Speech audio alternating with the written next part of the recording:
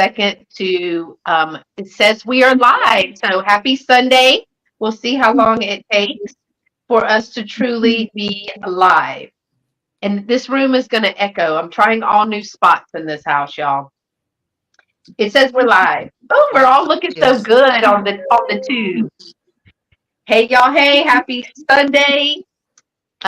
We've got one person. Joanne is still working on getting her audio and her video to work on, I guess, her computer. So we want to go back and say hello to Kathy Wiseman. Kathy Wiseman, in a video in a couple of weeks, I ask you a question in the middle of my video. So be prepared for that. Jane is here. Good morning. Thanks for coming. Well, good afternoon. Hey, Tina. So Shelly is here, and her boys are here too, and they're driving in the car. So Micah is going to be listening, and Shelly is going to tell him what to type. So Tina's here, y'all. Tina's in the house. I spent the day with Tina yesterday. Hey, Jerry, how are you, girl? It's going to be helpful. She's going to do this when you get to Indiana. She's moving to the Muncie. What area is this? Muncie. I don't know. Hey, Christy. Girl, I looked at that planter yesterday. It's marked at 40. So that planter is marked at 40. She asked me about a planter. And then Monica. Hi, Monica. Hey, Monica.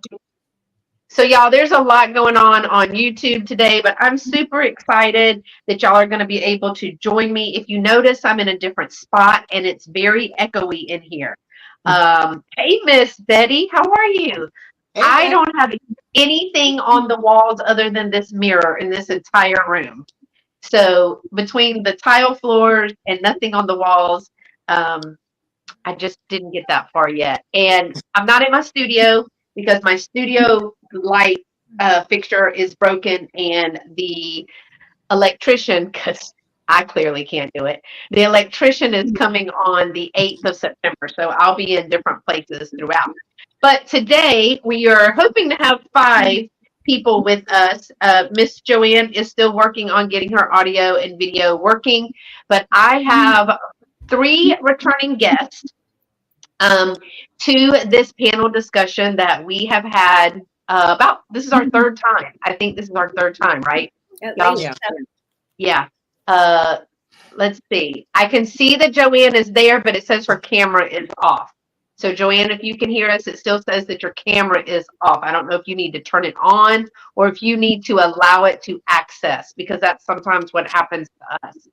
So let me go ahead and welcome my guest today for our panel discussion. If you're new to my channel, my name is Beth, and today we are doing just a live chat, not a sale or anything. We're just doing a live chat. We are all YouTubers, and there are several of our YouTube friends in the chat as well. Hey, Angela. So we are also vintage vendors in shops in our respective areas. And today, we always get a lot of positive feedback from these chats. We started it, we started it a couple years ago. And we do a check-in every once in a while. We started it because we all were talking about, hey, I got a booth, and we're doing videos about our booths, and we're watching each other's videos. And we decided to bring it to a panel discussion. So today's discussion is going to be to check in with our friends. She says, I still can't get the camera. You may go on. Okay, she's going to keep trying.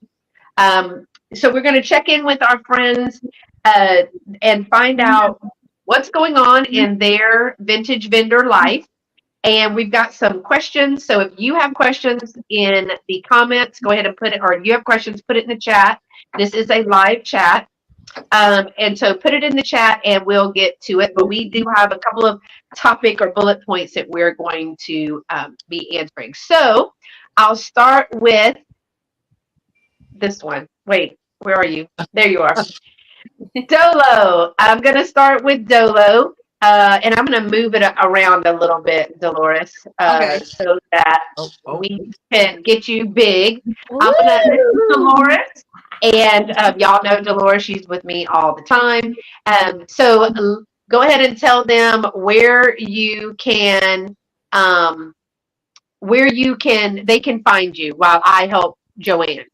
Hi, I am Dolores, Miss Dam Jewelry. You can find me here on YouTube as Miss Dam Jewelry. I am on Instagram as Dam Jewelry UK. I am also on Whatnot as Miss Dam UK. It's all mixed up, y'all. It's okay. If you put Dam UK is the main feature. So it's my name. So yeah, and there she is. Joanne made it. You There's made it. Joanne. Yay. Oh, yay. Hi, And Joanne. so let's get someone else up. These people know me. Get someone else up. Okay, but y'all will see Dolores with me a lot because we try to go often on Sundays, and she's been with me a good bit. And I'm going to bring up Pam. Pam, are you ready? You're going to be big. Okay. Hey, everybody. I'm Pam from Kiwi's Collectibles. I have a YouTube channel called Kiwi's Collectibles. Kiwi is my dog, and I haven't really been on YouTube much lately. It's a long story. Anyway, so but I do have 2 vendor booths, and Beth has actually been to both of my vendor booths, so I was really excited to see her not long ago, and that's where you can find me. Yes, and they were in a video. I'll add that video to the description because I went to see Pam on Father's Day and got to see her booth. So they look great, Pam. They look great. We'll talk about them because they're 2 very different styles. Yes, they really are. And it works in each one of those different shops that are in the same strip mall. It really does. All right, so I'm gonna bring up Carol next. This is my friend Carol from My Blessed Nest. Yes, I also have my YouTube channel, My Blessed Nest. I've been on YouTube for quite a while now. And the vendor booth is probably something within the last 3 years for me. I started out with 1 little space and now I have 3 little spaces. And I absolutely love it. And I like incorporating my YouTube channel with my booth. So I'll show you what I thrift. I show you what I'm going to sell in my booth, what I'm going to keep. And then recently I've also started selling from my channel. So that's been really exciting. Yes, I noticed that like during your haul videos, you have added what we say, which is if you see anything that you're interested in, contact me. And y'all, it works. Yes. It because a lot of people are interested in things that we find, and yes, we might have to mail it. You have to pay shipping and all the things, but you know that's just it's either pack it up and take it to the shop, or pack it up and send it to you. So it works. Yeah, my keyboard is only sending half of my messages, so let's don't worry. I don't know what's going on. All right, so Joanne is our new guest, and I'm gonna bring Joanne up. And she is new to our panel. Erin from the Collection Vintage. She is not doing reselling vintage. She had a store, and she's closed her storefront. I believe she's doing her homeschooling and home daycare again, because that was just the need that they had at the time. But I have been talking to Joanne about this for a while, and I know that she is got a space, I think just one, but maybe I'm wrong. And she is going to tell you where you can find her. So welcome. Yeah, thanks for having me, Beth. I appreciate it. My name's Joanne, and my YouTube channel and my booth is called Back Thrift Crazy.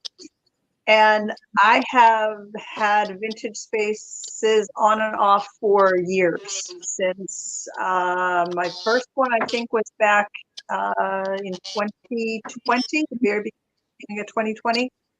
And that one I opened during the pandemic, which was not very smart. Did not do very well, as you can imagine. And that mall, which was there for years and years, actually ended up closing up. And I wanted to start up again. So I went to a place called Antiques at Gresham Lake, which is about 10 minutes away from my house. Had waited quite a while to get a space in there. I started out in what it's called a closet. And went to a corner space, went to a space right in front of the window, which was just an absolute blessing. And then the space next to me became available. So now I call it one booth, but it's actually two booths now. So it's double the space. Still at Gresham Lake. But I also had a vendor booth up at a place called Main Street Collective up in Rollsville, which did not do well at all.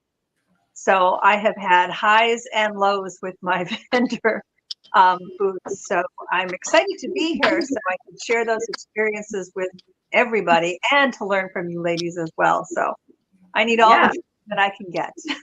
Well, and that's why we kind of did a panel like this, because hey Monica, hey Amanda, how are y'all today? We did a panel like this because I am from South Carolina, but I live in Texas. Dolores is over in the UK. Pam is in my home state of South Carolina. Carol, you're in Ohio, yeah? Yep. And then Joanne is in North Carolina. So we've kind of got a big range of experiences. Either we're all on YouTube, right? But then whether we've had one space and then we grew to two, and some people grew to three, and then we got rid of one, and then we've added another one. I mean, it just depends. And yes, we all kind of started. Well, let's see. I started with furniture probably, oh gosh, I've been flipping furniture for about 10 years. I started reselling furniture maybe 8 years ago. I didn't get into the vintage part of reselling until about the same time as Joanne, right around the pandemic. And then I started this YouTube because everybody's like, oh, you need a YouTube. I was like, I don't want to be on YouTube. And 4 years later, here I am, still on YouTube, thanks to my friends.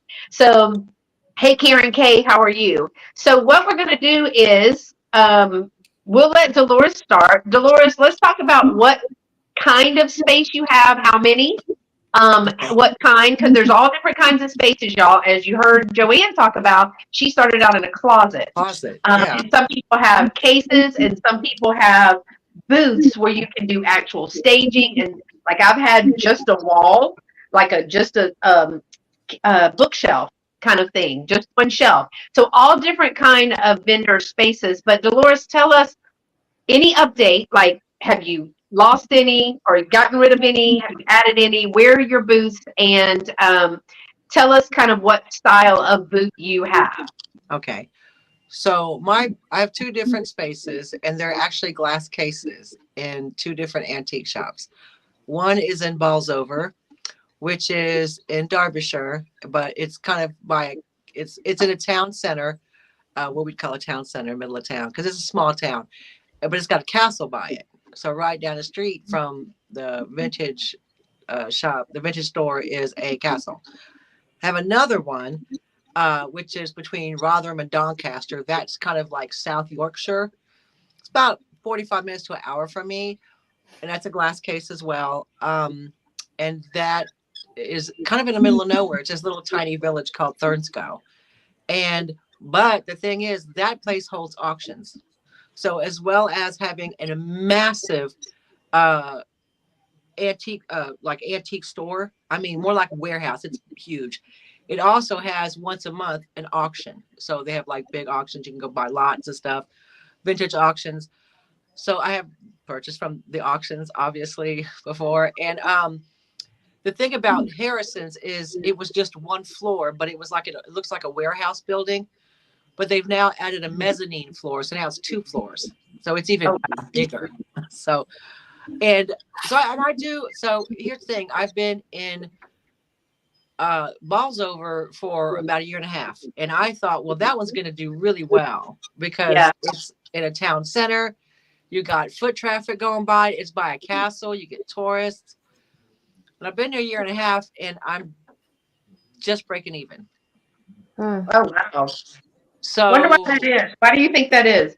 I don't know. I think there are a lot of different vendors. I think he's got it laid out quite well. All the glass cases are together. So it's not like you have to randomly find mine. Mine is as soon as you walk in. So I'm not saying I mean, some months I go above breaking even, but lately, and also summer, Yeah. people are going holidays, the kids are out of school, people aren't like shopping like that right now, which is fair enough. I mean, because and that's reflected on your selling platforms online. You see, your Right. Etsy, eBay are slow right now because the kids are now out of school. Here, they just got out of school end of July here, and they don't go back till September. So, the one in Thurnsco, which is like in the middle of nowhere, that does great. I make quite a bit of profit off. I only have one case there.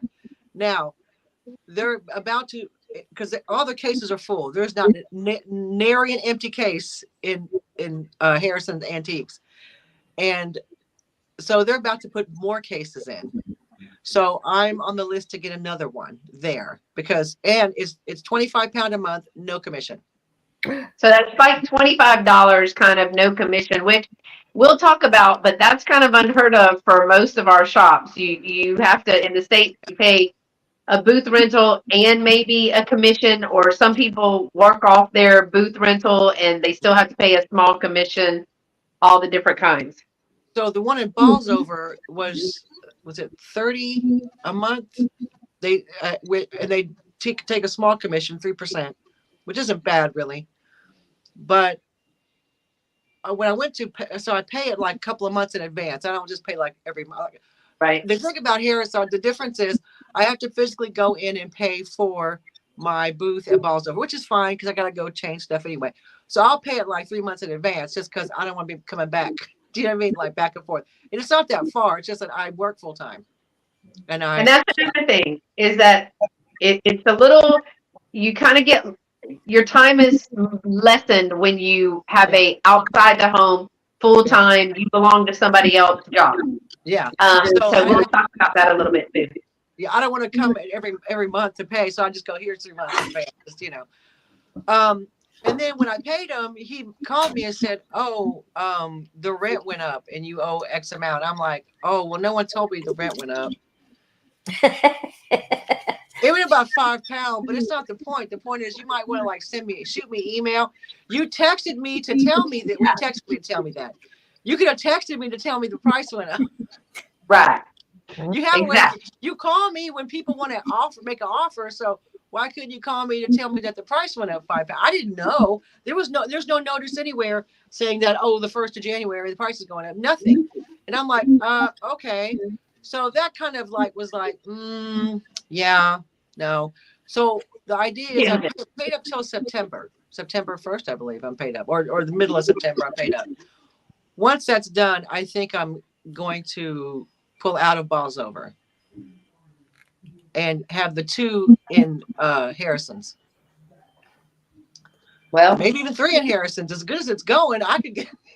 But here's the thing. So but you just have a glass case, and there's like how many shelves in your glass case? So I could use a top, and then right. 1, 2, 3, 4 shelves.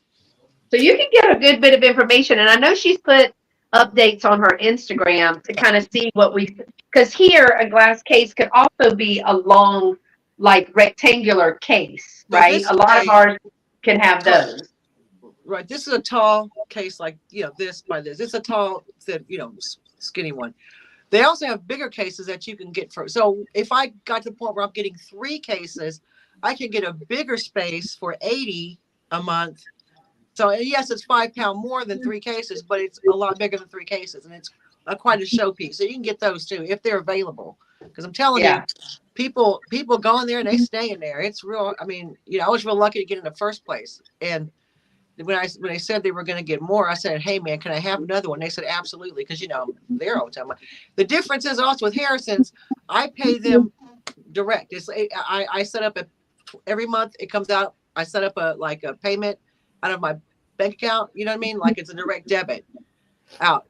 I don't have to go to Harrison's every month and pay them, and then all of a sudden they tell me the price gone up. It's like bit bam boom. Harrison's paid every month. They ain't got to worry about it. So Shelly's asking, does Dolores just do jewelry, or does she do smalls too? Okay, so here's a funny story. I have not had luck with selling jewelry in my cases. But online. Oh, on online, yeah, on Etsy, I'd just be like left, right, and center. And but I sell smalls and like vintage. Well, I mean, they're not that small. That's a great thing about having a case. If I have something massive, I can put it on top of the case. I don't have to try to ship it. You know what I mean? Right. That's a pain. And what are the hours? What hours are your two shops open? Because that makes a big difference too. Both of them are open 7 days a week. They are open 10 to 5. On a Sunday, 10 to 4, because that's kind of like we have like laws here. Harrison's open 7 days a week, but they're both open 7 days a week. Yeah, that makes a difference. And 10 to 4, yeah. So like I said, I'm sure Balls Over will pick up. The problem was telling me that the price went up. Yeah. Telling me you had too many red flags. That was a little bit like, yeah, if you're a boyfriend, I would dump you. Do you know what I mean? Yeah. It's not a circus. It's just a bunch of red flags, right? So right. Yeah. And so I don't think he meant anything. I mean, they're not shade or anything, but it's just like, you just kind of slip that in there, and that's a little bit. See, you could tell me that, and I would probably go, okay. But seeing how I'm not selling as good as I'm at Harrison, and that happened, I'm like, yeah, I think in September I'm out. I'm just going to go ahead. Yeah. And I don't know about you guys. Again, I have only a small case at the moment at both places. Harrison's, I tend to get another case. With that a small space, I tend to decorate for autumn. I mean, you decorate for autumn all year because that's your favorite. Yeah, but I mean, I have to be mindful that it's not everybody else's favorite. Right.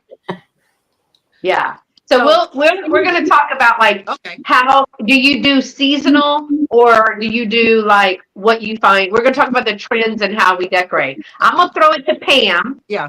Pam, I'm going to throw it over to you. Again, tell us how many spaces did you have? I think you said 2, and tell us a little bit about the difference, because as you can see in the video that when I went to visit her after I shopped her Goodwill, but I did give her a present. I did bring her a Cersei. But tell us a little bit. Fairy lamp, though. You got the fairy lamp. I did, Pam. I had to. I had a rough month. The thrifting gods had to give me a fairy lamp. So kind of tell us about where they are and what's different about them, because they're very different.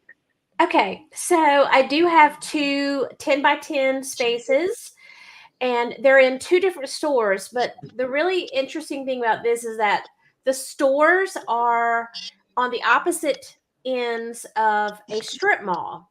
Mm-hmm. And within the strip mall, there are 2 other, stores that are like the same, they sell vintage goods.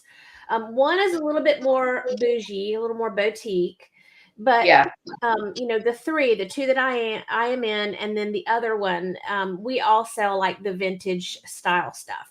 So this place is about 2 years ago. A lot of things changed.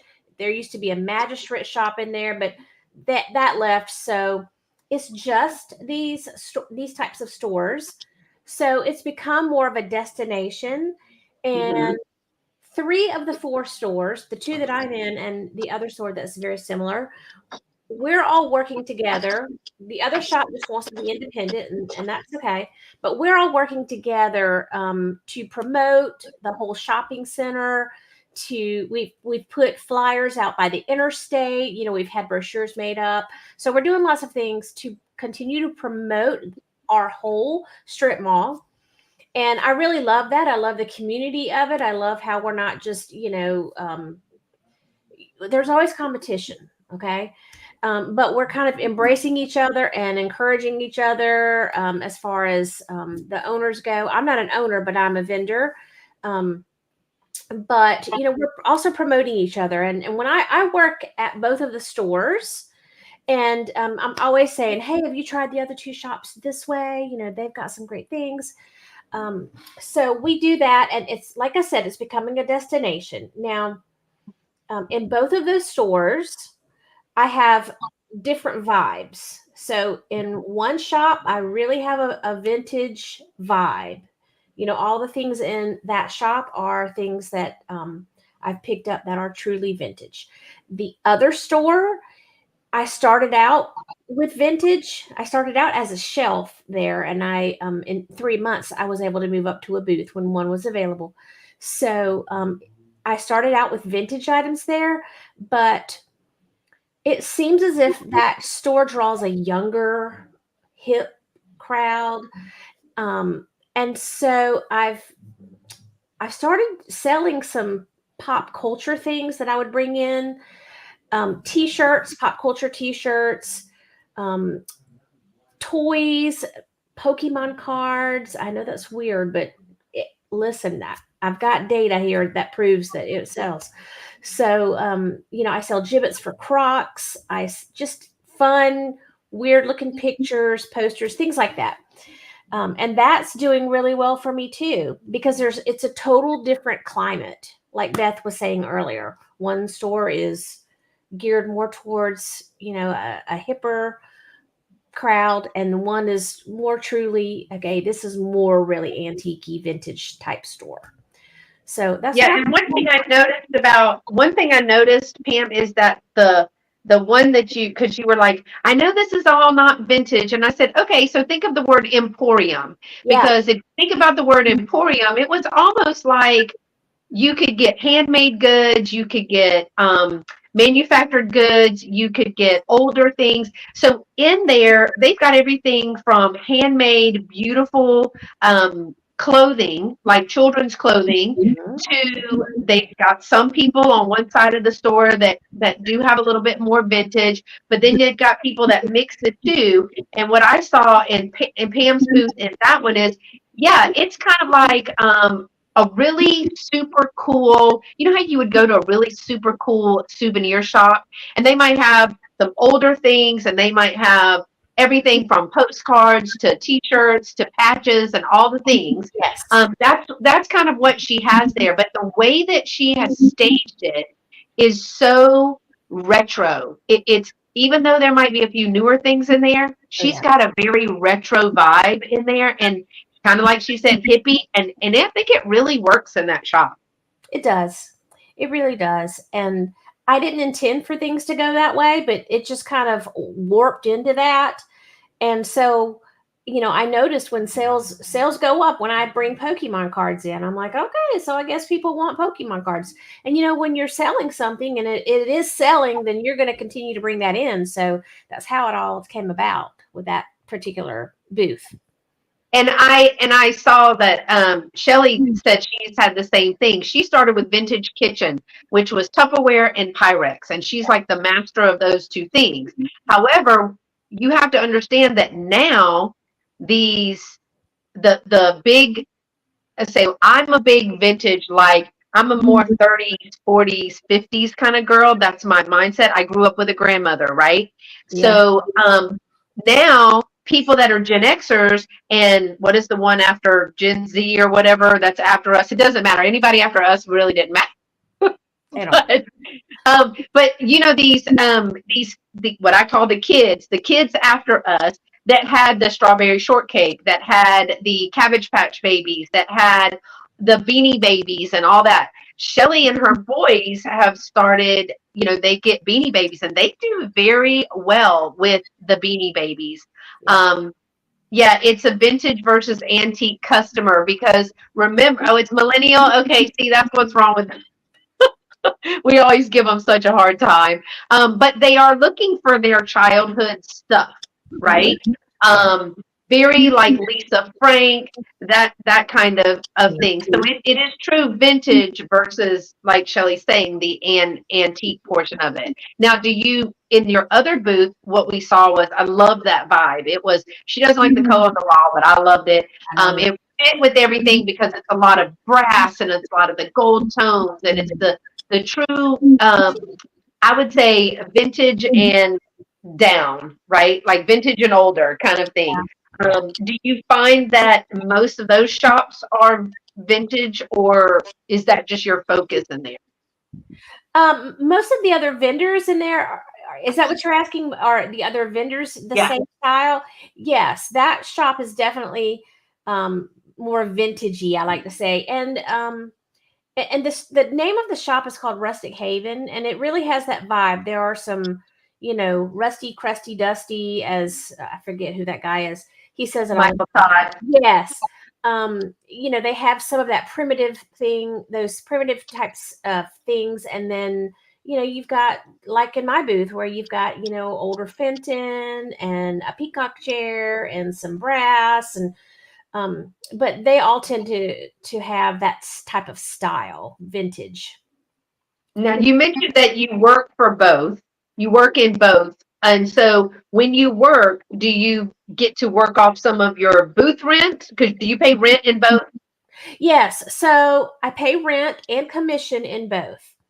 Okay. So in Rustic Haven, I'm also the person that is in charge of the social media. So I work on Mondays. That same person again. I work on Mondays, every Monday in the shop, and then I do the social media, and that pretty much takes care of my rent. And I still have to pay commission, and their commission is 14%.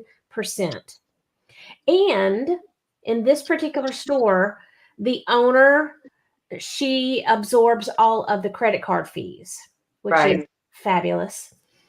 Now in B&L, that's the other shop that I'm in, B&L Antiques. I do work, and she pays by the hour because she's got a good crew that works. Because some of us just want to work half a day. Like I work half a day every Friday, so it works out to, she kind of pays us like $8 an hour. And I get paid separately. And I think that's just for her management of things.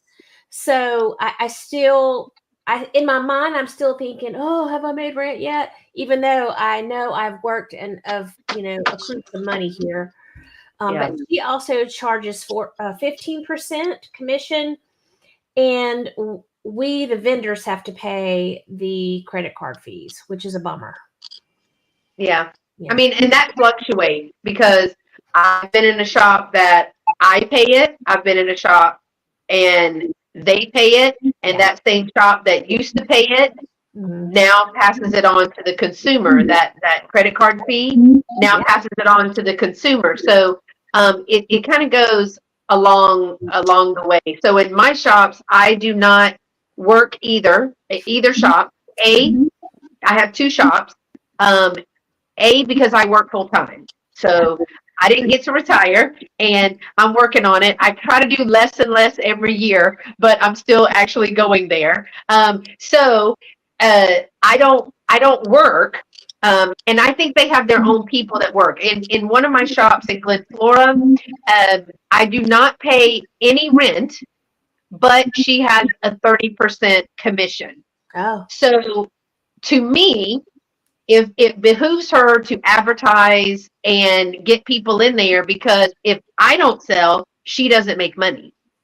Now she owns the building. She's owned the building for 30 something years. They just had their 30th anniversary.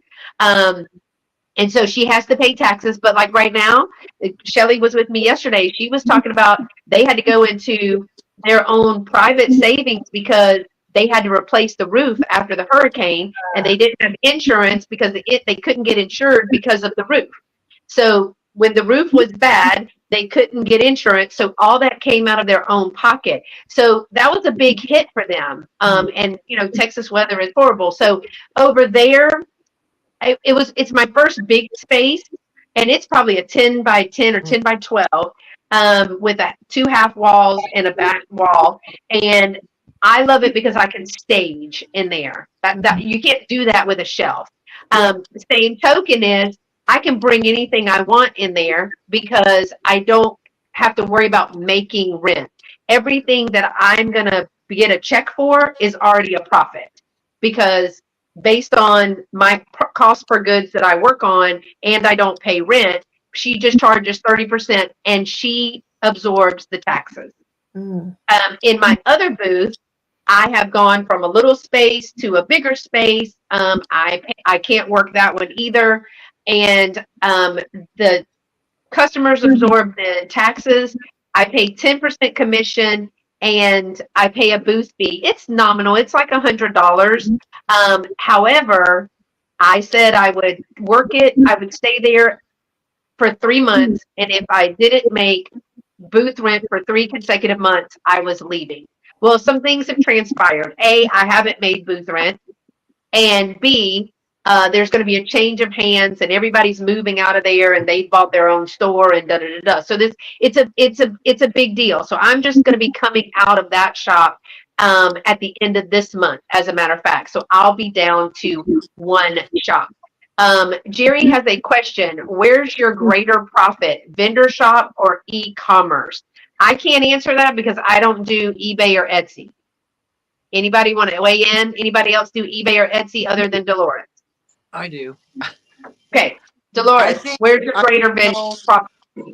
Well, I have more eyes on my e-commerce, obviously, as opposed to my booths.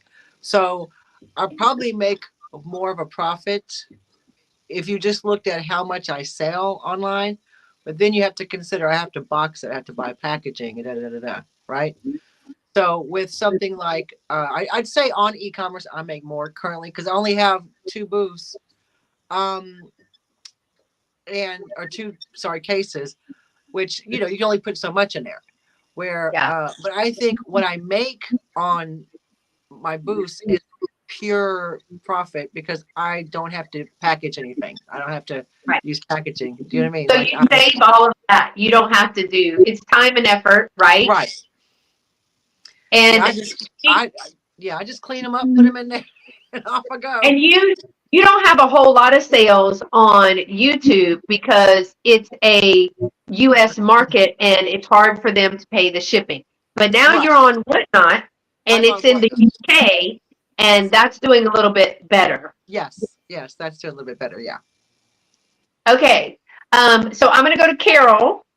Carol, you're going to be next, and you've kind of really taken off. You started off dabbling with 1, then you spread out, and now you got 3, right? Right. Yes, all of my areas are actually standalone units. The 1 unit, my husband set up like a portable pegboard, if you will. He custom. Yeah, I saw that. Yes, and I'm allowed to have stuff on the floor in the front. So that's kind of my favorite one because I can kind of stage it a little more than just a bookcase. And also I have the top, which is a large space. So I have like a lamp up there, and I can always change that out and put interesting things up there to draw attention. I'm all about putting the extra little pieces of shelving in, changing that all around. So it's always looking different too. So that helps me stage. My favorite one is the one with the pegboard because it has the most room. And also something unique. I'm in the same place. It's an old bowling alley. And so we have a lot of area in there, like the old bowling alley floor is where 2 of my spots are. But then they expanded, and they I think it was like a trophy place that was right next to the bowling alley. And then they rented that as well. So it's kind of like almost like being in 2 different areas because some people don't even hit the whole store. They might come in and do the one side, or they might come in and do the other side, or they might do it all. And so it's kind of fun to change things up, see what happens. If I'm not selling something in one area, then I'll switch it to the other. So that's kind of a neat thing that I have there.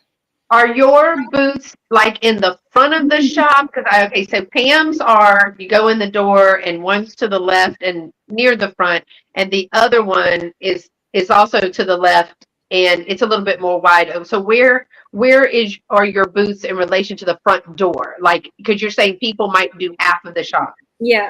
So there's 2 main doors. There's 2 doors, not 2 main doors. There's only 2 doors you can actually enter in. The one I am 1 room removed from the front area. There's a pretty large area in the front. and then you either go to the right or you go to the left. If you go to the left, then you get my favorite booth. And if you go to the right, you go through another area, and then there's steps that goes down on the old bowling alley floor, and mine are down there. Now, and then if you would come in the other door, those two booths would be closer to the other door. I don't know if that makes sense. Yeah, I mean, they're not like in the very back of the store. No, and they're not in the very front either. So Right. So they're kind of once you split off. yes, I think they're both really good trafficked areas for me. Yeah. And so do you have one booth that maybe outsells the other? Yes, I would say my favorite booth because Do you think it's because it's your favorite and you put more time and things in it, or do you think it's because it's location and just the shop? I think a lot of it has to do with that I have a lot of leeway as to where I can put things on the floor, and it's more to me like an actual booth rather than just a shelving unit. So because of that, I have a lot more freedom to how I want to display things, and also the quantity is a lot larger. And then the one, my least favorite is just a plain bookcase, and it's kind of dull. And I always say that's kind of like my storage. Yeah. But stuff does sell from there. And then the middle one, that's my middle favorite, not my favorite, not my least favorite. It actually has two large drawers in the bottom, which I put signage and say, check in here for more treasures. And sometimes I will go in, people will actually be digging through there, which is quite fun for me to see that they're actually looking. And I do sell from the drawers occasionally too. But I would say the biggest sales are in order of what I like them. My favorite sells the most. My middle one sells the next most, and then my least favorite sells the least. So do you pay rent, or are you only commission, or are you a little bit of both? All three. I because I work too, which you didn't ask, but I pay rent, I work, and then we have 10% commission. So it works out pretty good for me because I work one Saturday a month, 6 hours, and that helps a lot on my rent. Yeah. And I don't know about you all, but when I work, I sell more. That's the perks. Yep. Oh, okay.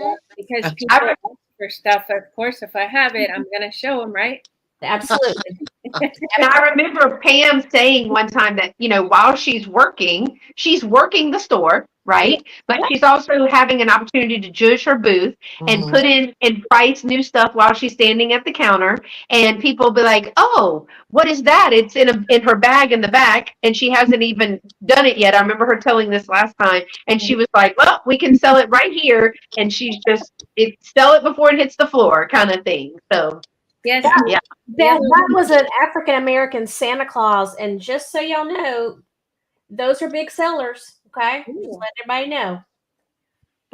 And here's another thing. Shelly is saying you also learn what is selling in other spaces in the store when you work. Yes, I agree. Yeah.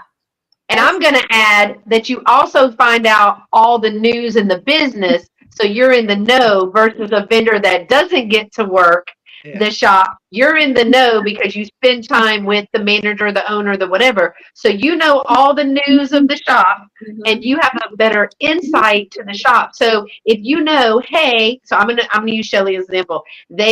She works a good bit in her shop. And so they're like, oh, they're friends. They talk and they chat. And, oh, we're going to do a certain display, or, oh, we're going to do this. So she's now gearing up, and she is choosing merchandise based on upcoming events that she knows is coming. And so that's a perk. That's a hand up, whatever. You're in the know. Now, if you're in a shop and you like, I'm more of in the know in Glenflora because I'm in there a lot, and it's me and the owner, and I offer to help when we had the hurricane, and I go in often and judge my booth. Now I know what's going on in that shop. My other shop, I have no idea. I have zero idea what they're doing when. I had to find out from somebody else that they were moving. So nobody told me nothing. So yeah, it's a good thing to be able to work. You recognize customers. I think, in my opinion, you recognize customers. If somebody comes in and they're looking for something, you can be like, oh, Beth has it in her booth. I don't carry that, but Beth has it in her booth. You know what everybody's got in their booths. And if there's too much, I don't know if there's such a thing as too much Halloween, but if there's too much Halloween, you might want to go ahead and start doing some other stuff, Thanksgiving and Christmas, because it's saturated, and a saturated market never sells. So yeah, okay, Joanne, I'm going to come to you. You've been waiting so patiently. I've got a dog on my lap. I'm good. So I can't remember. I mean, I've been following, and you had one, then you had two, and I don't know if you combined the two. Because you show a lot of your booth on your channel. You talk about, hey, this is for the booth. You've taken us along as you've moved things, and she really just changes it up. My favorite was the one that you had in the window. That was just like the best. I still have I love that. Yeah. Yeah, I still have that space. But I moved. Okay, so I'll just talk about Gresham. I guess Antiques at Gresham Lake, because Main Street, I'm out of there now. Okay. Yeah, I'm completely out of the other location that I was out. In the 6 months I was there, I did not make a profit, not 1 month. Oh my goodness. Yes. I don't think it was the right place for a vintage booth. That's, if anybody is thinking about starting a vintage booth, that is one thing that I would strongly encourage, is to check out the space that you're going to, or that you're thinking of, if that is the right place for a vintage booth. They said they were looking for vintage booth folks, so that was encouraging to me, but I should have looked beyond that. They were more of the like clothing, soaps, candles, the handmade stained glass sort of thing. So an artisan market. Yes. Yeah. It was not a place for a vendor booth, or for a vintage vendor booth. It just wasn't. So 6 months I didn't make a time one of the month. So the last, I was out of there. Now Gresham Lake, I love where I'm at now. I love the ladies that run it. Another thing is, get to know the people that work there, even the salespeople, because you'll find out a lot from them too. And I don't mean that as a, get to know them so you can find things out, but they've been really nice to me. They direct people to my booth. They'll come down and look at things in my booth, so I know that when people come in looking for things, they will direct them down to my booth. I know that has happened, and they just do that because that's the kind of people that they are. So, I love getting to know these ladies. I chat with them. I go in every Monday. Monday is my booth day, and I'll sit there and chat with them for the longest time. And I was, okay, so what's selling now? What do I need to bring into my booth? I get little tips from them. But anyway, started with a closet there. Another thing they do there is they will first ask people that are already in if they want another space. So they work within the vendors that are already there before they go to the waiting list of people that want to come in. So that's how I was able to move up, because it wasn't long after I was in the closet that I was able to get a larger space, a corner space, which was good.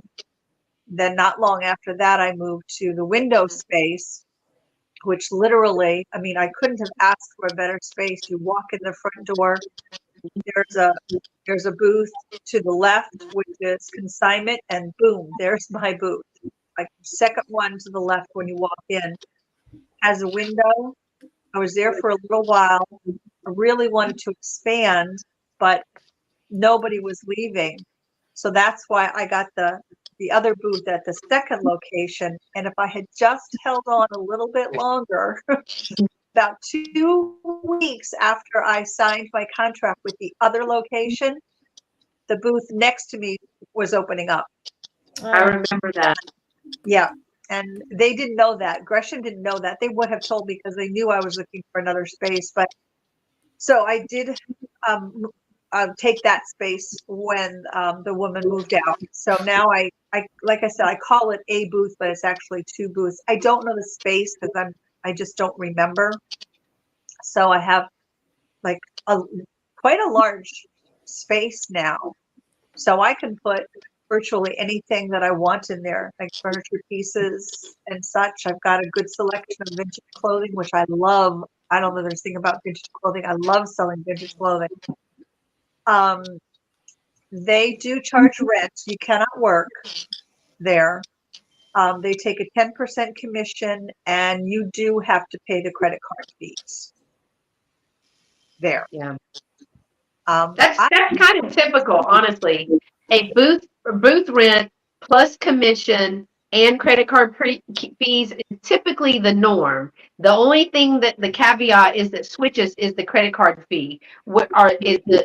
Typically is it going to be the owner because it's just easier and I just pay it all once I do it at the end of the month. I just pay that amount. And some people will do it that way, but typically you're not going to get a booth that that you don't have to pay rent and that you don't have to pay some kind of commission to at minimum. I've had several people ask me about that, and they're like, well, no, that's not, I'm not going to pay a rent and a commission. I'm like, well, then you're not going to have a booth. Well, the other place didn't charge you the credit card fees, but their commission was more. Yeah. So it's absorbing commission. So you either pay 10% or you pay 20 or 25%. Either way, you're still going to pay it. So yeah, it's just has a different word to it or something. Yeah. Yeah. How it's framed, it's all in the framing. And I'm thinking to myself, if you've never had a booth, I mean, this person literally argued with me and I was like, okay, well, I've been in multiple shops throughout, and I can tell you that you either go all commission, no booth rent, and the commission is high, right? So 30% is high. Yeah. But at the same token, I'm not out anything every month. Yeah. So in my mind, it's there. It's getting more eyes on it than if it was sitting in my storage bin. Yeah. It's getting more eyes on it. So I wasn't freaked out when they had to close because there was no roof, right? Praise God, none of my stuff, literally the damage stopped. Shelly and I went and she was showing us the line. And maybe some residual splashing of water on like 2 dishes of mine that was on the ground on the bottom rung of a shelf. But literally the damage stopped right in that center walkway where my stuff was over here. And everything from here over was damaged, like had some kind of damage. Yeah, it's a shockable storage, worst case scenario. But you're just not going to, like, even if I open a brick and mortar, you're not going to be just commissioned because I have to make rent, right? It's easy for the lady in Glen Flora. She owns the building. Yeah. So she's not paying a mortgage. She's just paying the taxes. But people who are in a building, they're paying a rent themselves. They're paying a mortgage. They're paying something. So there has to be some type of solidified income for them to be able to keep the shop open. Yeah, exactly. So yeah, it's you're going to have to pay booth rent. Yeah, you're paying it one way or the other. Yep. Yeah, absolutely. one way or the other. Do you find that you have divided your space, or do you think your space within the 2 spaces is now pretty cohesive? No, it's pretty cohesive. I'm trying to anyway keep it pretty cohesive. What I was expecting, I'll be honest with all of you, is that I thought, okay, 2 booths, because I keep, as everybody does, I keep track of everything. I keep track of when I make my rent every month. So here I'm thinking, okay, 2 booths. So I'm thinking, okay, well, now I'm going to make my rent in double, the time, or half the time that I used to make my rent, right? No. No, I'm still making rent. I'm making a profit. I love doing it. My friend Rhonda down the street is looking to get in there. She's been on their waiting list for quite a while, but I was on their waiting list so long, I thought they had forgotten about me. Yeah. And then one day I get a phone call. It's like, yes, I still want it. So even though there's a lot of antique shops, especially in Texas, there's a lot because where we are, and then there's neighboring. I mean, there's Katy, Texas, and like what is that called? Stafford and Richmond and all the areas. They all have spaces, but quite honestly, every shop has a waiting list because what I'm learning is the people who open these shops, they typically have a lot of their own merchandise, right? And so they get first dibs. And then if they need to, if they have extra space, then they start getting people in. Now, one of my shops, when I first got in, you had to pay 3 months up front, and then you could go month to month. Another shop that I'm interested in is only month to month. And she's like, if you don't make rent the first month, you probably shouldn't be in my shop. That's how confident she is. But so many of them are the first couple of times we have to do so many months. Did any of you, I'm going to move it to the big panel, but did any of you experience that where you had to have prepay so many months, or did you just go in month to month? Month to month. Month to month. I didn't have to prepay, but you signed a contract for, it was an initial 4 months at Gresham. And then after 4 months, it was month to month. We signed a contract at both of my shops for 3 months initially. So they wanted you to stay in there for 3 months. Yeah. Because, some months are just better than others. And it's just the way it is. Like Dolores was saying earlier, you've got your vacationing people and kids are out. So they're saying, give it a try. Go 3 months. And then we'll do month to month. So that's been I said that at the beginning when we first started this.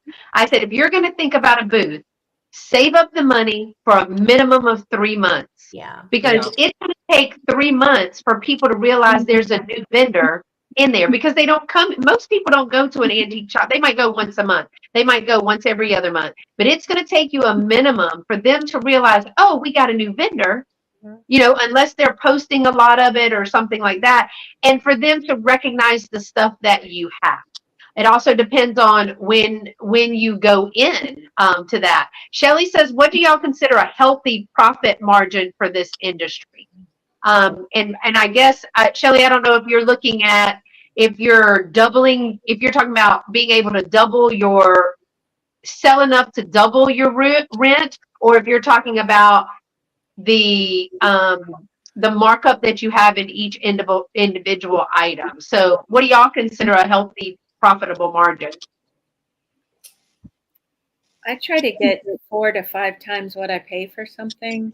4 is average. And it depends. I mean, I can get something really, really cheap, and if I would market 4 to 5 times, that is still going to be really, really cheap. So then you need to market for market value. Yeah. Market value, Yeah, and so at the shop, one of the things we talked about, I think Erin brought this up last time that we were talking, and she said, well, this is how she kind of looked at it. I think that was Erin that said this, is if you could put the same item in your booth and on Etsy, right? If you put it in your booth, what you have in it is your time and effort mostly, right? And then you've found it, you've cleaned it up, you've comped it, you've put a price tag, you've traveled it to the booth, right? If you're doing eBay or Etsy, you've also found it, you've cleaned it up, you've taken pictures of it, you've written a description of it, you've stored it until that it can be seen, and then you owe eBay and Etsy a fee, and then you have to package and invoices, which is boxes and paper and bubble wrap, and again, time and effort to package, time and effort to go take it to the post office. She said, so if you buy it in her shop, it was going to be a little less than what they may get it for on eBay or Etsy, because it's costing me less to bring it to you. Right. And I think people will say, oh, these store prices are really expensive. Okay, well, even if you buy it for the price, even if I say this is $25 on eBay, and I put it at $25 in my shop. Okay, with $25, you're still going to pay shipping on top of that. plus, and I'm going to have to come out of a fee of that. So you pay the $25, it's still cheaper for you to buy it in my shop Right. Yeah. Mhm. if you want that item. Mhm. Yeah. I have now, Joanne. Tell me if you know. I'm sure this is GK, and I don't know the first name. I'm so sorry. She was like, Joanne's my favorite. Question: what keeps you going with a booth than moving to an online or YouTube? And I think we just kind of, for me, I don't have time. I work 40 plus hours a week, plus run a business. I have 2 shops, and I do I do content, and I edit, and I go live twice a week. For me, it's time. It's time I just don't have. I just don't have the time. And even though I do live sales here, packaging takes a lot of time. I'll be really honest. Packaging takes a lot of time. It takes a lot of money. I think Pam can attest to that. Pam used to do live sales, Mhm. and she's not doing. Joanne used to do live sales, and she's not doing it anymore. So can y'all talk about what was your motivation for not doing live sales anymore? I don't like to pack. I mean, that's the bottom line. It takes me a long time. Like, I think that one time at the very beginning when you and I, Beth, were doing a few live sales, I think it took me 8 hours to pack everything. That was like a full entire day. I was like, are you kidding me? And that's when I was still working as a teacher. So that was, like an entire day of work. Then I had to go back to work the next day and deal with kids. It was just too much. It was too much. So Yeah. I don't like that. What about you, Joanne? Well, I know you were not working and then you started working again. So I stopped the live sales because I was working and it was just too much pressure. And I just didn't want the pressure on me. The Yeah. reason that and I did used to have an eBay. I tried Etsy a couple of times. Etsy just never worked for me for some reason. eBay, to be honest, I don't think they're behind their sellers. No. They they're not. are more for their buyers. And I didn't feel that they were supporting sellers. So I thought before, I had a couple of small incidents, and I thought before something really just big happened, I'm just going to get out. I just didn't feel comfortable with eBay any longer. Now I do direct sales from my channel, and I'm very thankful that that goes pretty well. It almost every, well, I can't say no, that's exaggerating. Very frequently, I will have folks contact me about stuff that I show on my channel that they want to purchase. So I'm very lucky to do that, to have that. And I mean, I get boxes from my friend Rhonda, and so yeah, because she works at a hospital, so she's always giving me boxes. I'm not crazy about the packaging either, and I'm always scared when I ship something out. It's gonna get there, it's gonna break. And yeah, I've had stuff break, and I end up giving the person like all the money back because I feel really bad. Even though I know that I packaged the best I could, but you don't know what UPS or even USPS does after. But anyway, I might go back to live sales again, but I don't have the peanuts. I don't have the bubble wrap. It's expensive. Yes, and I can buy that locally, but the shop that I was getting it at, they changed their buying policy, and if you don't purchase, I think it's $100 at a time with them. They charge you 15%. Something on whatever it is that you purchase. So Well, I'm very lucky because I have friends that are addicted to Amazon. And so I get all of my boxes. They literally will drop them off at my front door. And if I didn't have that, I would not be able to charge what I charge in live sales because and it's relatively low. I mean, quite honestly, everybody tells me the same thing. Your prices are too low. I mean, Shelly tells me that sometimes about prices that are in my. She goes, you're gonna in a particular shop. You would if you were in that particular shop, you need to up your price because you need to be equitable with everybody else that's their pricing in the shop. It's like a standard. I know that Dolores does more on Etsy and eBay, but less on live sales, but now she's doing YouTube. So I don't know how you're able to work, do eBay, and take all those pictures and Etsy, do whatnot. I mean, it's constant. It's constant. It is Like, constant. Yeah, it's absolutely constant. Yeah. I just think I do the best on Etsy, honestly. The only issues I've had, well, I've only had one issue on eBay, and eBay was on my side. So, you know, so because the guy was like super rude, and I just sent because eBay can see everything you write between you and the person. They can see everything. So when I contacted eBay, they say, yeah, we see, we'll take care of it. You know what I mean? So, but the only problem I had on Etsy was when Brexit happened, and before, when we were all in the European Union, quick story, everything between the UK and the rest of Europe was, there was no taxes. It was all free.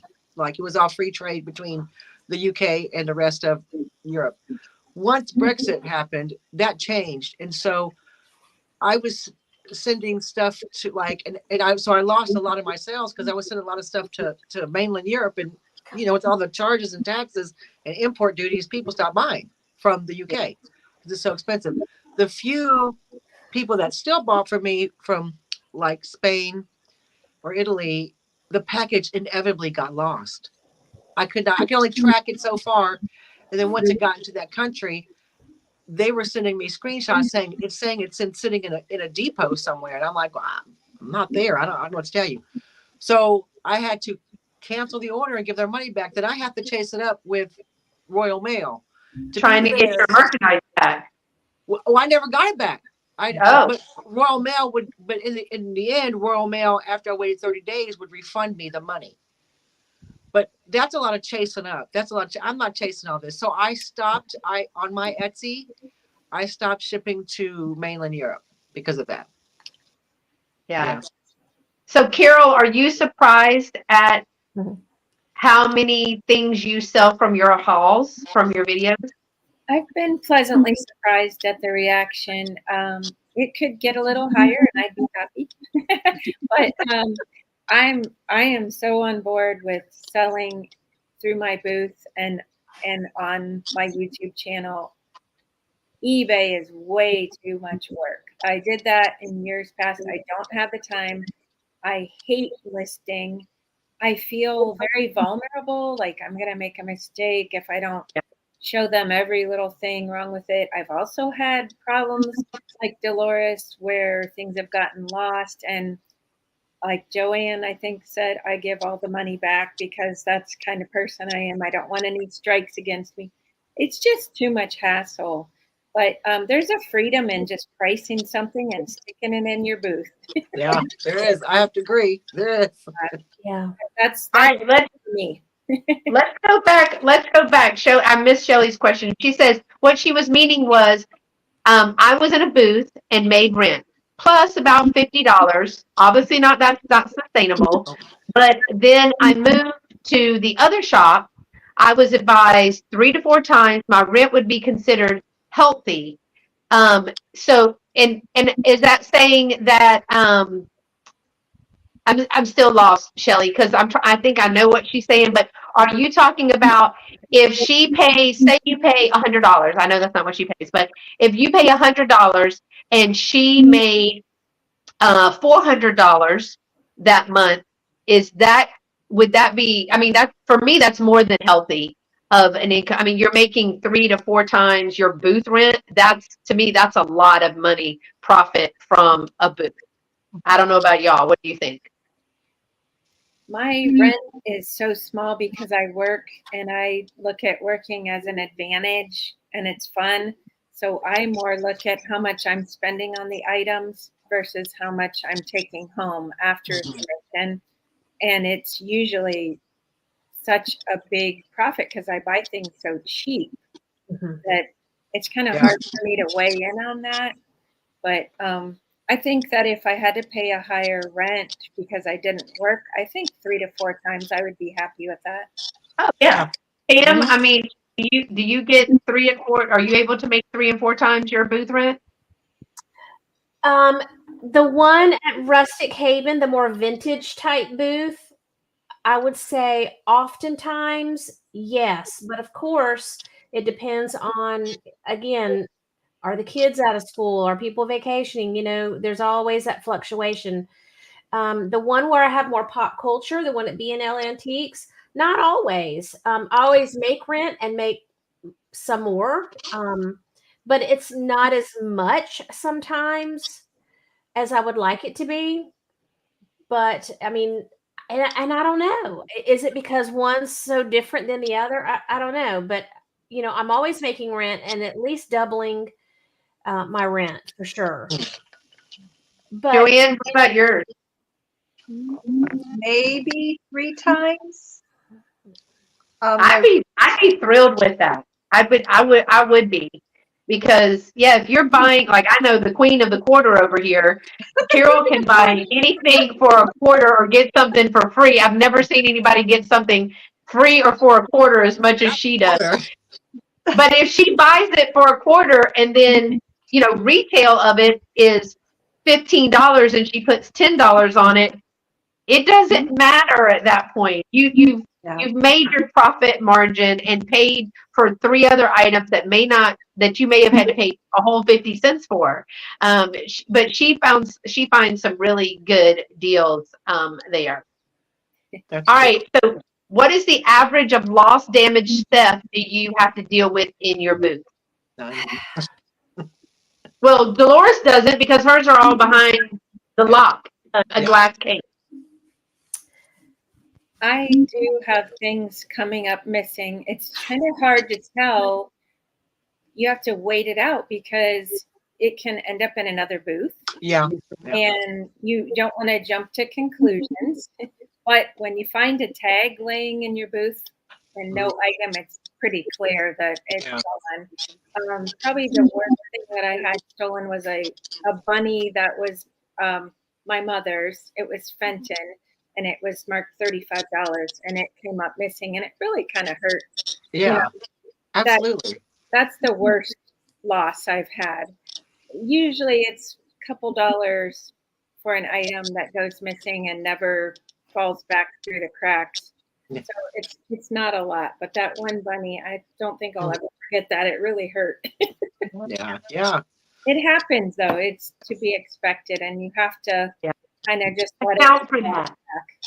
You need to account for that. That needs to be in your cushion from your profit. If you want to do 10% loss, damage, or stolen, because, like, here's the deal. She just had a hurricane and the roof blew off. Yeah. I was very blessed. Like I said, nothing was damaged, but I could have sustained some real damage. Now, we talked about it, Shelly, and yesterday we were at Glen Flora and we were talking to her about it.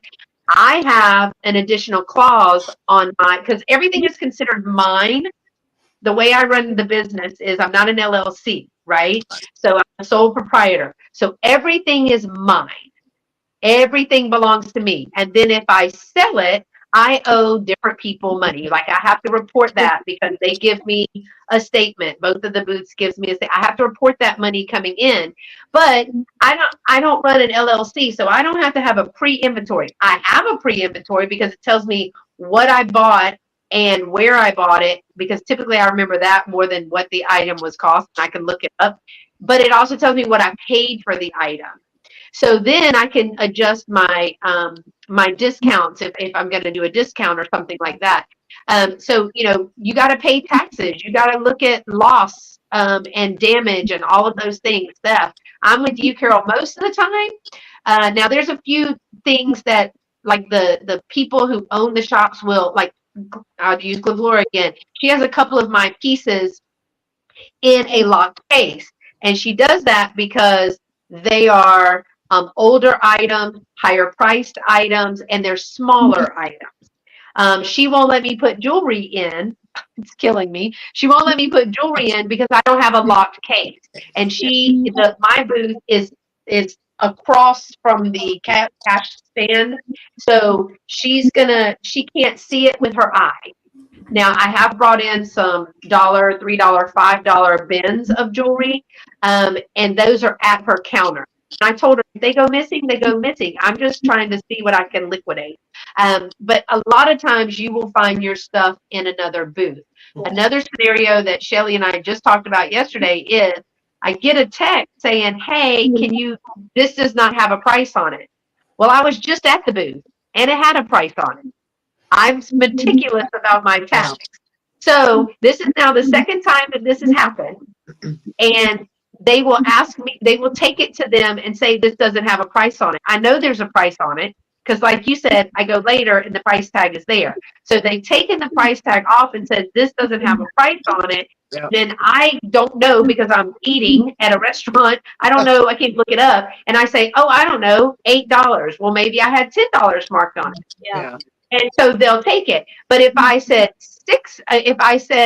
that this was going to be $12 and I had a $10 tag on it, they'll be like, well, let me think about it. And, mysteriously, oh, I found the tag. Yeah. That's some of the things that it just is. It just is what it is. It doesn't happen a lot. I'd say once every out of 100 sales, but it still does happen. Are you finding that, Joanne? Do you find that there's any damage or loss from yours? I've had two things right off the top of my head where I can recall broken. One was a salt and pepper shaker set and really bothered me. I don't know why. It really upset me. Couple of things, yes, off the top of my head, I can remember have gone missing. One very recently, in fact. And what was the tags missing? Yes, I've had that happen too. And one of them was I was out and about and I couldn't remember the price. I called them back and gave them a price, and I was $5 lower than what I actually had it priced at. Jeez, yeah. I didn't figure that out until after I got home. So. Yeah. I've only had one thing truly broken, and she made him pay half price for it. Oh, they don't do that at Gresham. They just because so it was bookends. I'll never forget it. And I'm like, y'all, it bothered me because we love what we find, or we wouldn't pick it up. Right. It's got to be cute. It's got to sing to us. It's got to be, it's got this. So they were two black pug bookends. And I put them with books in there. However, they were little paper books, and these are really heavy bookends. So they were like, oh, well, you had books in there, and they just slid off. I was like, it's paper like this. So no, don't tell me that it slid off and it broke, because slid off from what? A table that is like 5 foot by 8 foot? No, it doesn't slide off. So she did make him pay 50% because one of them was broken, the other one wasn't. So she made him pay 50% of that. And I thought that was nice. I mean, again, if you're considering putting your inventory in a booth, you are going to have to cushion for sales tax. Your booth rent, you're going to have to cushion for commission. You're going to have to lost, damage, stolen, taxes. You're going to have to build in that cushion for that. I had one other question that somebody sent in, and that is, what do you have in your booth that you thought would sell and now it's not selling? Joanne? I worked like a dog on this bench. I painted it. I put 3 coats of paint on this, 2 coats of shellac on this bench. I put transfers on it. I think it's gorgeous. That puppy is sitting like a dog in my booth and is not moving. And for the life of me, I cannot understand why. And I love the bench. I think it turned out beautifully, but nobody wants it but me. So that's one thing that's the first thing that pops into my head is that bench, because I thought it just came out so nice. And like I said, I put so much work into it, and it's just sitting there. And I actually even dropped the price on it last Monday when I was there, or last Tuesday when I was there. I've had furniture sit for 2 or 3 years, and then finally, all of a sudden, and the sad part is, I use it for like here's a prime example is I have a bookshelf. I did the same thing. It's beautiful. It's blue. I've stenciled birds on it. I've dry brushed it. It's absolutely beautiful. And Shelly bought a vomit clock, y'all. And she thinks that it should have sold immediately. And I'm like, I it's would a have bought vomit it. clock. What's a vomit clock? A vomit clock, it's a style of clock, and it's literally like in a acrylic mold, and it's just all this stuff. It looks like vomit. But Google it. Google vomit clock. You will see. Maybe at Halloween, Shelly. Maybe at Halloween. It was a thing. Vomit clocks were a thing. But I have this, and it's a 3-tiered shelf. So of course I'm going to use it, right? Yeah. And it has not sold, which I'm like not mad about because it's using I'm using it for staging. And we talked about it, the booth owner and I talked about it, and I was like, if I paint this sucker ugly white, cottage chic white, as everything else is, it will be sold just like that. And then I'm out of a shelf. So I need to really be careful about that. You know, I paint everything blue. Why? Because I love blue. I love blue, so I paint it blue. But, you know, blue is not just a color that's in right now. If I painted it white, though, out the door it would go. No why? Yeah. No why. Do y'all have anything else that y'all thought would sell? I purchased a Betty Crocker 1950s cookbook, the red and white. It's gorgeous. It's in perfect condition. It is satin. Really? I'm surprised. That really surprised me as well. Do y'all know I like thermoses? Yeah. You do. And smiley faces. They never sell for me. Thermoses. Oh, Really?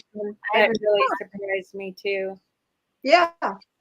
And Surprises me stuff as well. that I love, I think is gonna fly off that shelf. I have a little marble mushroom I thrifted recently. It was kind of hard for me to put it out there. I kind of wanted to keep it. It's still sitting there, and I can't believe it. It's shocking. Yeah. Yeah. Pam, what's not moving for you? I've got these. Well, I've got a peacock chair, and I think it's not moving because they're expensive. Okay, they're you gotta have the cash for that. So it might stay there for years. I don't know, but I've got these tall lady figurines, and I forget Giorgio Giuseppe or something. They're really intricate and beautiful. And I found one at Goodwill one time, and when I put it in my booth, it sold right away to a lady that was collecting. And then I went to an auction and I bought like 4 or 5 more, but they were really expensive. And I was like, oh yeah, I'm gonna make the bank. And I bring them in and they're still sitting there. Like nobody wants them, but they're gorgeous. See that right person to come along. You know what I mean? Like, yeah, and I think that's what it is. Yeah. You know, the one special person that's going to come in, and then the heavens are going to open when they see that fabulous mushroom sitting there, right, Carol? They're Right. going to be like, oh, and they're going to, be so happy. But who knows when they're going to come in? Dolores, what do you have that you thought would sell? my lion head planter. Well, you've already sold like 2 or 3 of them. Give it a break. It's a massive planner. Like it's a massive planner it's like a line. Well, I had 2 tiger heads, massive, and I actually saw one on eBay and had to ship it. That was awful.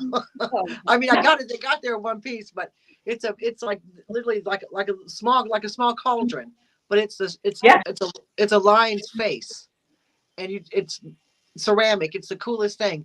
And because the tiger head sold like that, and I thought, well, here we go. This lion head's gonna sell. It's still sitting there. It's still sitting there. I'm like, y'all need to go. This is cool. I don't know why y'all haven't bought this yet. Here we go. Yeah, she just knew that after the first one flew off the shelf and it was good money. She was like, oh, I think I'll buy 2 or 3 more of those. And now she's got these massive, they're bigger than her head, sitting up Yeah. on top of her thing. But Well, you do sell them. I did sell the 2 tiger ones. It's just the lion head I haven't sold yet. Yeah. Yeah, It just you're gotta right. pick the right Bottom person. line, selling sounds hard. It is. Reselling is not for the faint of heart. It does look easy on YouTube, but people don't understand that you have to have for YouTube, even if you're just doing content, okay? Mhm. If you're just filming content, you got to have a phone or something, a camera that costs money, that has a great picture and lighting and all the things. Then you have to have an app that you can edit in. Then you spend all day filming just to get Yep. enough to edit, and you think you're like, oh my God, this is gonna be a 45-minute video, and then you edit it and it's like 10 minutes. Yeah. And you're like, well, darn. And you're filming when you didn't know you were filming, and you're not filming when you seriously thought you were. Oh, yeah. Or you almost break something because you got a camera in this hand and you're filming in this hand, and you might say a Sunday school word and you got to edit that out. I got to edit Dave out the whole video. Yeah, because Dave's in the background and that's just vernacular.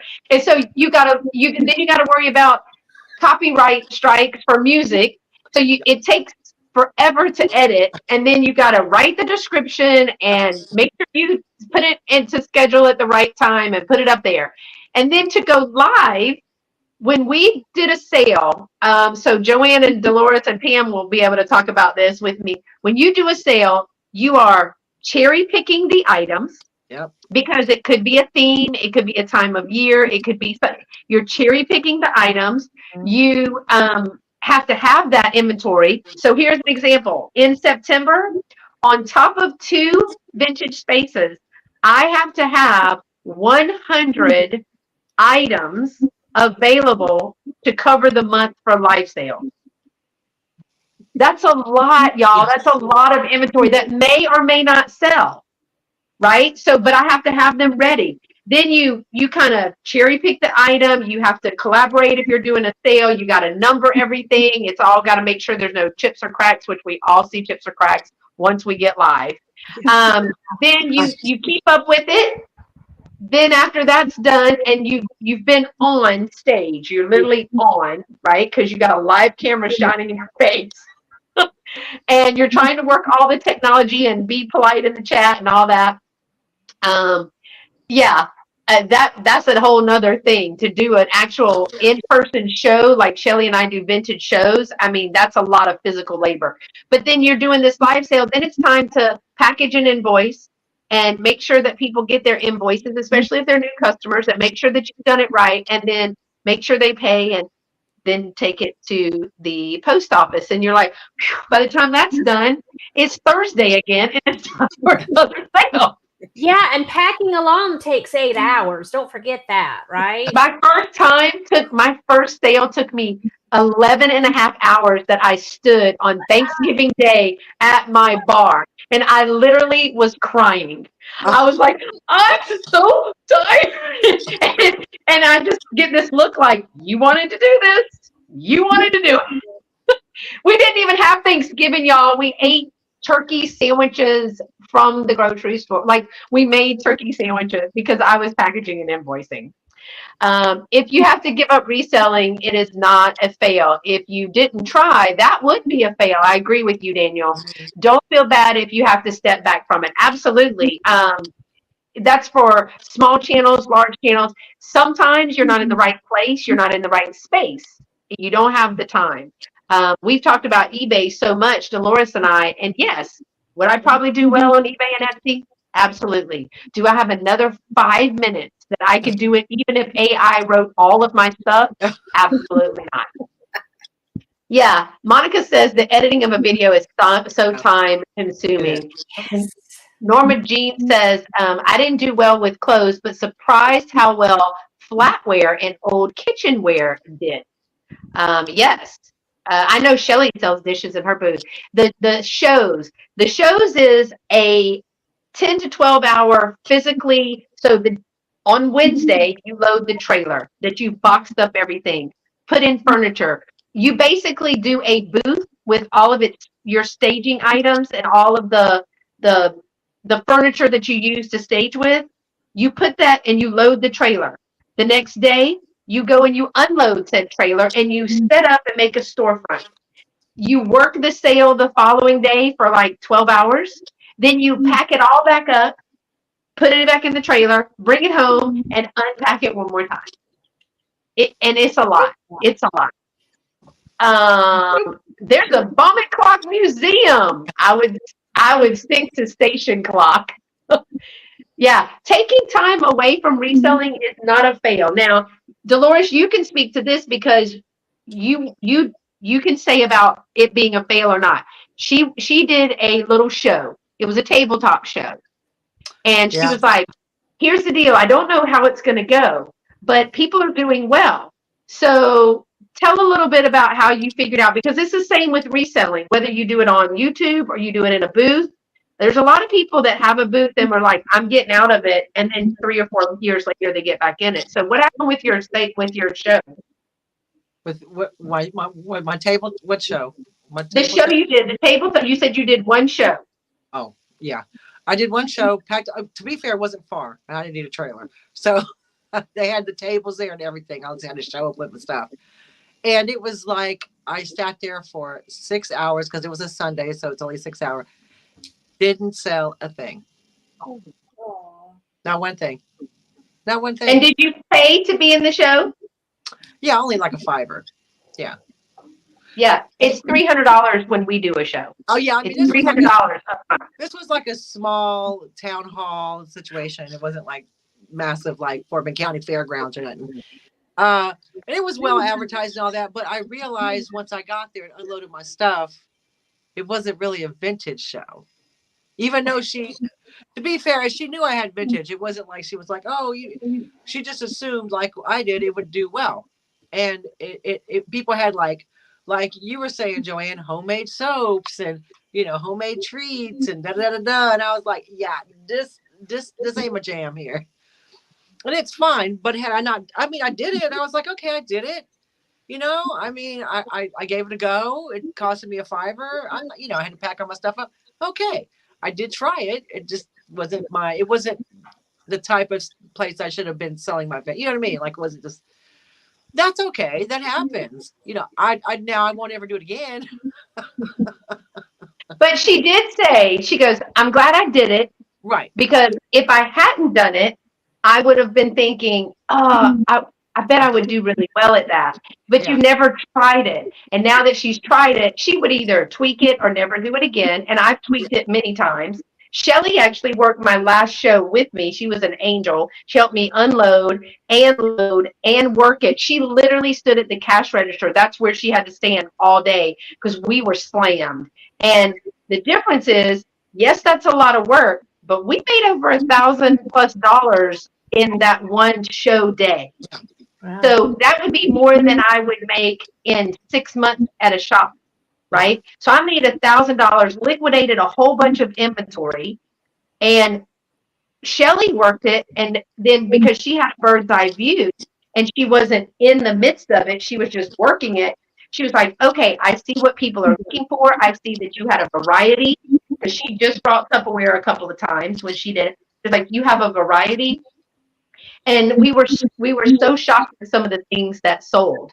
I mean, just blown away at some of the things that sold. But because we had a little bit of everything, we met a little bit of everybody, right? But I'm going to tell you, it's a 2-person job. You can't do that. It's a 2-person job, because if you have to go to the bathroom, you're in big trouble. I mean, that's okay. If you have a question, put it in. We're going to do our last question, then we're going to wrap up. The last question is, and we'll start with Joanne. The last question is, and I think you've touched on a little bit. I'm thinking of opening a booth. I'm thinking of getting a space. Give me 1 to 2 pieces of advice. First piece of advice would be check out the mall or yeah, the mall, whatever you want to call it, first.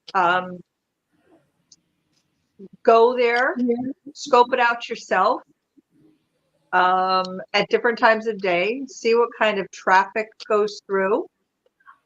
Watch the people that are working. How are their interactions with customers? If they're friendly, if they're not so friendly, makes a big difference in sales.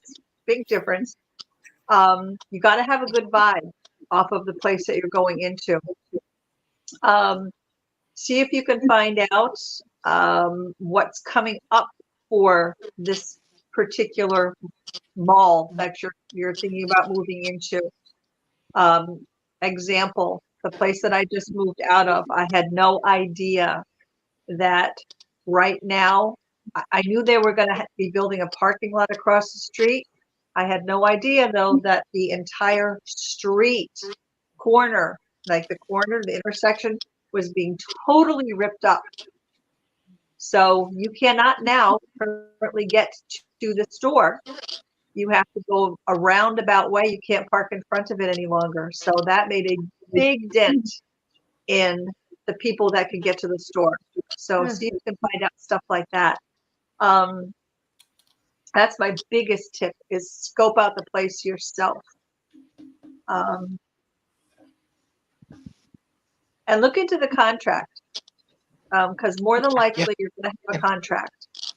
Read it through, like not the day that you sign it, ask to see it ahead of time and see what is in the contract. If you have any questions, ask them like ahead of time, not the day that you're going to sign it, and get things, even the simplest questions. I would definitely see that contract before it comes time for you to sign it. Those would be, I guess, my first couple of tips for you. Yeah, because in a contract, it may say you have to give them 30 days notice before leaving. Yeah. It also may tell you you cannot have Christmas or seasonal items in before a certain date, and they must be out of the shop by a certain date. Now, some shops are not like that, but there are a lot of shops that say no Christmas in the shop before November 1st and no Christmas in the shop after January 1st. And So that might not even actually be in the contract. So you might want to talk with the mall owner and ask them things like that, like Beth had just mentioned, because those little things like that might not be in the contract. They were not in my contract at Gresham. It's just something that you find out later. So little things like that, you can talk to the mall owner and just find out little quirks about the place and make sure it's a good fit for you. If it doesn't feel right, don't do it. Just don't do it. All right, Carol, what you got? When I first started selling, I thought that everybody was going to love everything I had in my booth, and I was going to sell out like my first week. So I would say adjust your expectations to something realistic. You're not going to sell out any portion of your booth. You're not going to go in one day and have it be empty. That's what I was thinking, because I love everything I put in my booth. So I thought everybody's going to love it. So realistic expectations, and give yourself time to learn what's going to sell and what people are looking for, and then target that. Don't just buy what you love, because I found there's a lot of things that I like that just sits and sits and sits. So you have to find out what's popular, what people are looking for. And probably the best thing that I do, that it's a two-pronged approach. I go into my booth every once in a while and I do markdowns on things that have been sitting. And I also move it all around, give it a whole new look.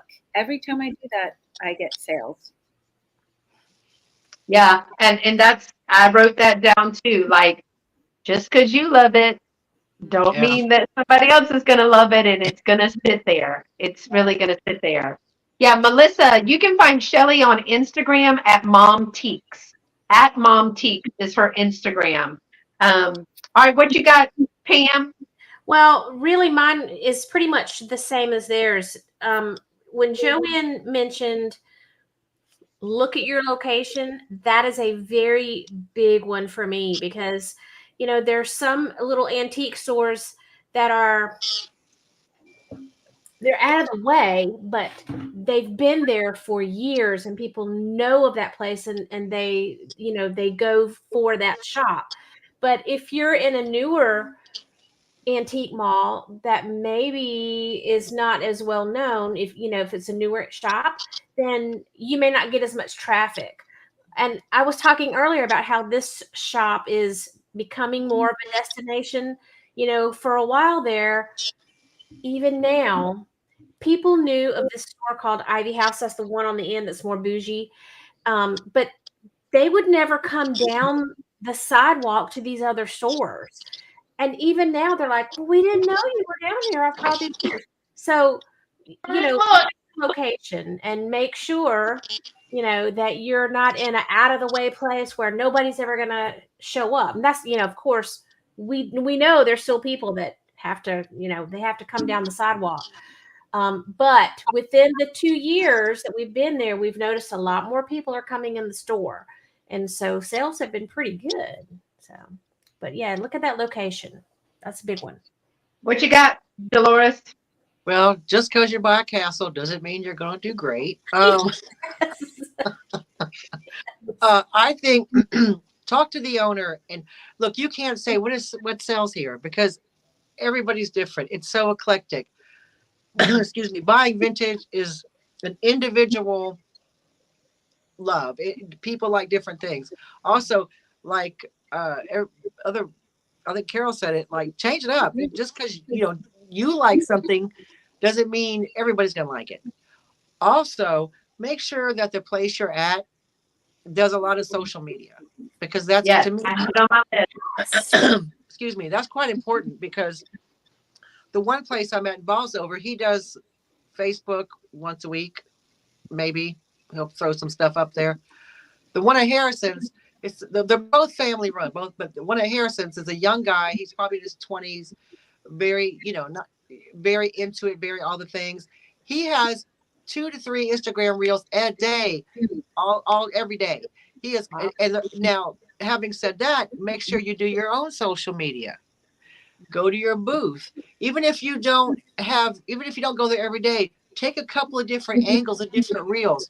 Do yourself walking in and coming up to your booth. Just do your booth with, or your case with like with my case, I'll do it with the door open so you can see everything without the reflection.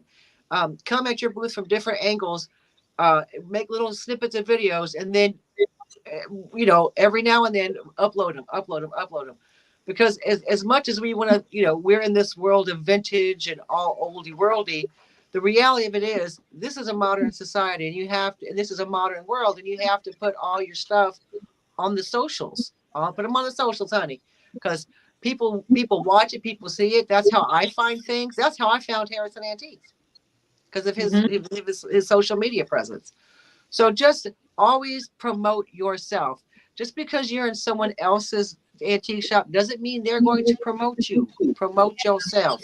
That's a good one. Yeah. That's a good one. A couple of things, Dolores and I talk about this all the time. If you notice, if I go to my booth and if I change it up or if I put new merchandise, even if I put 1 or 2 things. Now, I didn't do it yesterday because there's a video coming out.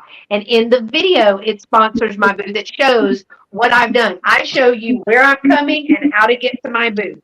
Right. So they can, because people are very visual. So, I bet, you go to the Buc-ee's and turn left. Right. So and you can't say, don't tell me to go due north because I will never get there. But if you say go to the Buc-ee's or the McDonald's and hang a left, I'm there. So I do that. But every time I go to my booth and every time I revamp it, put something in, change it up, I do some kind of reel post, just Facebook post, just a static post on a static post on YouTube. Because I will tell you, we have had many people shop Glen Flora Emporium because they saw it on YouTube. And they'll say, hey, where's the girl that's on YouTube? And the owner just points this way. She's just like, she's over there. Because they just want to be like, hey, I saw this in a video. They might not even buy anything, but they're like, hey, I saw this in a video and I got to destination, as it's called. So my big tips and this is one that's hard for me. Before you even get started, have enough inventory to stock your booth nicely. Okay, so do not put, I will tell you, then Dolores will tell you, and Shelly, they both witnessed this. I will pack my car with boxes, copy paper boxes from the schoolhouse, because that's what I can list, right? Or that's what I can list. And I shove it all in there. And I'm like, I've got way too much stuff. I'm going to end up bringing some of this stuff home. I put it out there and fill the holes, and I'm still missing. I still need more. I still need more, because why you don't want it to be so crowded that people can't shop without tearing something up. You want it to be filled. You don't want 3 things on a shelf. Yeah. You know, you want things that complement, because it's just like buying a house. You stage a house so that people can visually see themselves in that space, right? You stage groups of things, candlesticks with the brass bowl and the brass candlesticks and a picture. All of that goes together. They don't need just the brass candlesticks. They need the whole ensemble, because they can stick that right there. They know a place they can stick that. So have enough inventory. And I'm going to tell you, like I just said, September, I need 100 ready-made items for live sales. Plus, I have 2 booths. And there's only so much fall Halloween that I have. So that's why I'm constantly looking for that. Price it accordingly. Yeah. I said this earlier. If I go into a shop and their average price point of an item is $25, right? So you got $1,000 items to $5 items. Their average item price about everything is close to $25. If I'm charging $50, that's if I'm bringing in items that I'm putting $50 on, or that kind of item, then I may not be in the right shop, right? I may need to go to a shop that has a higher price point. Likewise, if everybody else is selling $25 quality items and I have a lot of $3, $4, and $8 items, that's while I might sell those, you want to make sure that it fits the shop. I think Joanne talked about just fitting the shop there. Making sure that your stuff is clean. I went in and dusted yesterday. Go in and clean. Shelly pointed out 2 pieces that had rainwater residue. We brought those home. I've got those cleaned. I can take them back. Make sure things are cleaned. Check for missing items. Check for things that were dropped and shipped. You may need to either get rid of them or price them down. Glen Flora is a really old building, and I love it because it is, but it's very cobwebby because it's an old building. I mean, old. And so I like to go in and take the dust and every cobwebs, because that's easy to do in a bookshelf that sits there 365 days a year. And also be different. Just because everybody else, I was just telling Shelly this, and she's going to be laughing. Maybe, I hope. But just because everybody else is saying, oh, it's July the 15th, I have to put out Halloween. You don't have to put out Halloween. Some people, A, don't celebrate Halloween. B, you may want to save your Halloween till closer. And C, you might not have that inventory. You may want to focus on still having some Armed Forces Day or Labor Day or something like that. You may want to bring in filler stuff until it's closer to time. Now, I wouldn't wait till December the 1st to put out Christmas. Yeah.